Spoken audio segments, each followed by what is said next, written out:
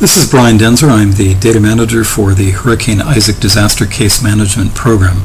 In this CAN training tutorial, I'll demonstrate how to record the housing situation for a client using the CAN Housing tab. Click the Housing tab for your client. Let's take a look at the information that will be required to complete. Notice that there's a pre-disaster living situation, initial damage assessment, and post-disaster housing situation. In the case of our client, our sample client, Minnie Mouse, the pre-disaster situation as completed in our intake form was that the client lived in a house that was owned.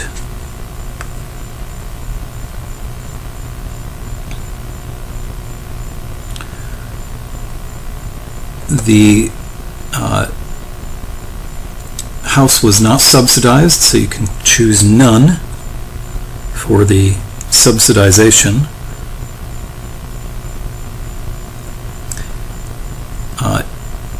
Is this residence habitable? We are saying it is not habitable presently. Therefore, for the initial damage assessment, the pre-disaster ownership we will select is owned.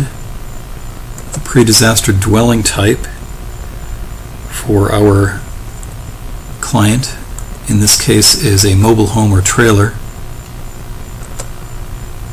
There's only one floor in a mobile home or trailer. There's no basement. And the damage that we're indicating is major.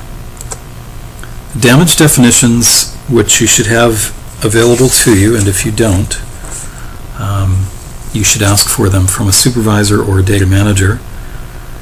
In the case of major damage, the definition is a rating of major indicates that a dwelling is not currently habitable but can be made habitable with repairs. Okay, so in this case the trailer home is not habitable and suffered major damage. Additionally, we said that earlier that the client was displaced. That was over here in the intake tab. Let's just take a look at that because it is important. If I scroll down here, we check to the box, household displaced from primary residence. Okay, so back here in the housing tab, we want to indicate that displacement here in the post-disaster housing situation. Here we're saying that our client is living in some other kind of housing arrangement. In this case, what was indicated was community transitional housing.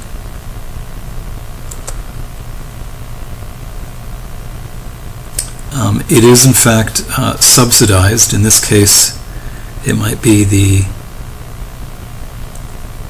Disaster Housing Assistance Program by HUD.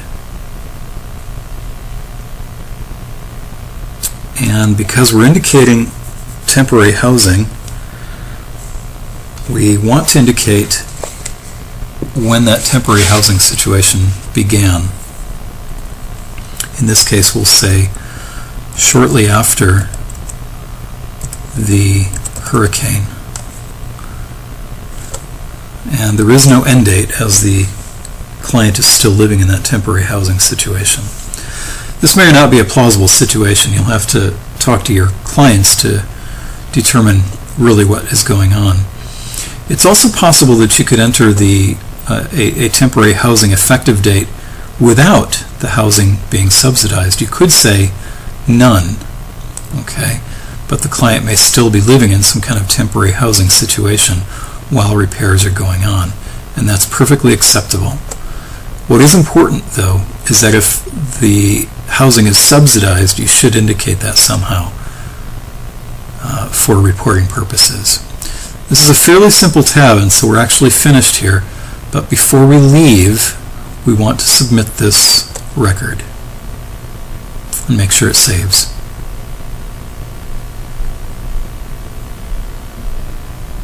Okay, Record successfully saved, and we're finished with the Housing tab.